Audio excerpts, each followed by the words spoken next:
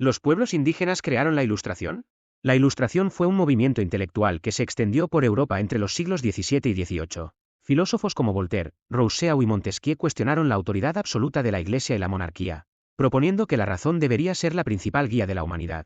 Pero, ¿de dónde vinieron estas ideas revolucionarias? ¿Y si te dijera que no fueron solo el resultado de las mentes brillantes de estos pensadores? Lo que pocos saben es que, mientras los europeos exploraban el Nuevo Mundo, se encontraron con sociedades indígenas que funcionaban de maneras completamente diferentes a las que conocían. Estas sociedades, con sus propios sistemas de gobierno, justicia y libertad, ofrecían un sorprendente contraste con lo que los europeos estaban acostumbrados.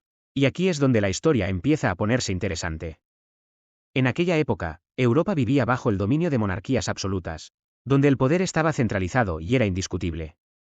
La idea de que todos los hombres pudieran ser iguales, libres de gobernarse a sí mismos, era prácticamente inimaginable. Sin embargo, al entrar en contacto con las culturas indígenas, los europeos vieron una realidad completamente diferente. Gente que vivía sin reyes, sin aristocracia, donde la comunidad era lo que más importaba. Y estas observaciones no pasaron desapercibidas. Quédate conmigo hasta el final del vídeo para no perderte ningún detalle y deja un me gusta y suscríbete al canal. Cuando se enfrentaron a las sociedades indígenas, los europeos se enfrentaron a algo que desafiaba cualquier concepto que tuvieran de civilización. Imagínese la sorpresa de los exploradores al encontrar personas que vivían en armonía con la naturaleza, en comunidades donde se valoraba más la cooperación que la competencia, y donde el liderazgo no era impuesto por un rey o gobernante absoluto, sino basado en la sabiduría y el consenso. Estos encuentros abrieron los ojos de los europeos a una forma completamente nueva de organización social, que contrastaba violentamente con la rígida jerarquía y la opresión que dominaban sus propias sociedades. Cuando los primeros informes de estos encuentros comenzaron a circular en Europa, provocaron una curiosidad insaciable. Había algo fascinante e inquietante en observar que, al otro lado del océano, había culturas que parecían vivir según principios de igualdad y libertad que los europeos apenas comenzaban a concebir en sus mentes. Y fue entonces cuando las ideas empezaron a entrelazarse. Los filósofos de la Ilustración, siempre en busca de nuevos paradigmas para desafiar el status quo, rápidamente se dieron cuenta del potencial revolucionario de esta nueva información. Vieron en los indígenas una especie de experimento vivo de sus teorías, prueba de que una sociedad más justa e igualitaria era posible. En sus obras comenzaron a aparecer descripciones de los pueblos nativos de América, a menudo de manera idealizada, pero siempre con una poderosa crítica de la civilización europea. Es importante recordar que, para los europeos de la época, los pueblos indígenas no eran simplemente otros pueblos. Eran símbolos vivientes de una forma de vida que desafiaba las normas y convenciones de la sociedad occidental. Cuando los europeos observaron que los indígenas vivían sin las constantes guerras, sin el hambre generalizada y sin las opresiones sociales que asolaban el viejo continente, comenzaron a preguntarse si el verdadero salvaje era el que vivía en armonía con la naturaleza o el hombre europeo, atrapado en una cadena de leyes injustas y poderes tiránicos. Los relatos de los exploradores, que a menudo describían a los indígenas como nobles salvajes, comenzaron a alimentar la imaginación de los pensadores europeos. Este término, buen salvaje, que más tarde se convertiría en sinónimo de las ideas de Jean-Jacques Rousseau, no fue una invención puramente filosófica. Se inspiró, en gran parte, en descripciones de los pueblos indígenas de América, a los que se consideraba poseedores de una pureza y sencillez perdidas por la civilización occidental. Y estos informes hicieron que muchos en Europa empezaran a preguntarse, ¿sería posible llevar estas ideas a nuestro propio mundo? Déjalo en los comentarios si crees que Europa copió a los pueblos indígenas. Y fue en este caldero de nuevas ideas y descubrimientos donde algunos de los más grandes pensadores de la Ilustración comenzaron a dar forma a sus teorías. Michel de Montaigne, por ejemplo, quedó profundamente impactado por lo que aprendió sobre los pueblos indígenas. En sus famosos ensayos, no solo criticó a la sociedad europea, sino que hizo una comparación directa con los modos de vida de los pueblos americanos, quienes, según él, vivían de una manera más natural y, por tanto, más en sintonía con los verdaderos instintos humanos. Montaigne llegó incluso a afirmar que la civilización europea se había corrompido con la obsesión por el poder, la riqueza y el estatus, mientras que los pueblos indígenas, en su sencillez, conservaban una pureza que los europeos habían perdido. Esta idea de que los indígenas eran, en cierto modo, moralmente superiores a los europeos comenzó a ganar fuerza entre los pensadores de la época. Jean-Jacques Rousseau, quizás el más famoso en abrazar este punto de vista, construyó gran parte de su filosofía en torno al concepto del buen salvaje. Para Rousseau, los pueblos indígenas eran la encarnación viva de una humanidad no corrompida por la civilización. Creía que al estudiar a los pueblos indígenas, Los europeos podrían redescubrir valores esenciales como la libertad, la igualdad y la fraternidad, valores que, en su opinión, la sociedad europea había distorsionado y perdido con el tiempo. Ahora vayamos a las teorías conspirativas. Muchos hablan de represión indígena. Un claro ejemplo de esto se puede ver en América, donde las sociedades indígenas, que habían vivido en relativa armonía con la tierra y entre sí, comenzaron a ser despojadas de sus tierras y derechos en nombre del progreso. Los colonizadores justificaron sus acciones con la idea de que estaban llevando la civilización y los beneficios de la Ilustración a un pueblo que, en su opinión, estaba atrasado. Sin embargo, lo que siguió fue una era de opresión en la que las culturas indígenas se vieron obligadas a someterse a los valores y sistemas europeos, a menudo a expensas de sus propias tradiciones y formas de vida. Este proceso de colonización no fue solo físico, sino también cultural.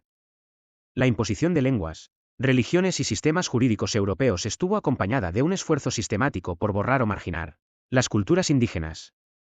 Los misioneros y administradores coloniales vieron las tradiciones indígenas como algo que debía ser erradicado, en la creencia de que estaban cumpliendo con un deber moral al convertir a los salvajes en una verdadera civilización. Irónicamente, muchos de estos misioneros estaban impulsados por las mismas ideas ilustradas de universalismo e igualdad, pero no reconocieron que estas culturas ya tenían sus propios sistemas complejos de moralidad y justicia, que habían inspirado a los europeos años antes. Sin embargo, incluso frente a esta opresión, las culturas indígenas han mostrado una resiliencia notable.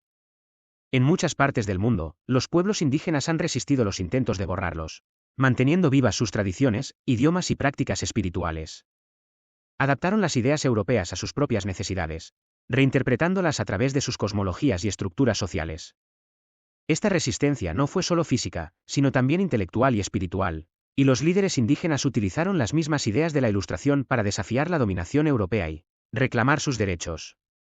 Antes de continuar, deja un me gusta y suscríbete al canal para que el algoritmo de YouTube recomiende este vídeo. Y vámonos.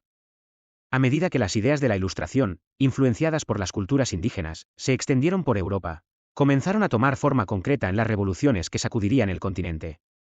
Una de las conexiones más directas y poderosas fue con la Revolución Francesa. Cuando los revolucionarios franceses se levantaron contra la monarquía absoluta, las ideas de igualdad, libertad y fraternidad, tan fuertemente asociadas con la Ilustración, estaban al frente de sus demandas. Pero lo que muchos no se dan cuenta es que estas mismas ideas fueron, en parte, inspiradas por la forma en que los pueblos indígenas vivían y se organizaban socialmente. Imagínese el impacto que tuvo en los pensadores franceses descubrir que había sociedades donde la nobleza no era hereditaria, donde el poder no estaba concentrado en manos de unos pocos, sino distribuido de manera más equitativa entre todos los miembros de la comunidad. Estas nociones desafiaban directamente la rígida jerarquía de la sociedad francesa, donde dominaban el clero y la nobleza y la gente común era relegada a una posición de sumisión. Inspirados por las descripciones de las sociedades indígenas, los revolucionarios comenzaron a preguntarse si una sociedad más justa e igualitaria no solo era posible, sino también deseable y necesaria. Los ideales de la Revolución Francesa, libertad, igualdad y fraternidad, tuvieron profunda resonancia con las prácticas observadas en las sociedades indígenas. La libertad no era solo la ausencia de tiranía, era la capacidad de cada individuo de vivir en armonía con los demás y con la naturaleza. La igualdad no es solo un concepto jurídico o político, era una realidad vivida a diario, donde todos tenían voz y eran tratados con respeto. Y la fraternidad, así proclamada por los revolucionarios, no era solo un eslogan, sino un principio fundamental de la vida comunitaria indígena, donde la cooperación y el apoyo mutuo eran esenciales para la supervivencia y el bienestar de todos. Lo más fascinante es que esta conexión no era solo teórica.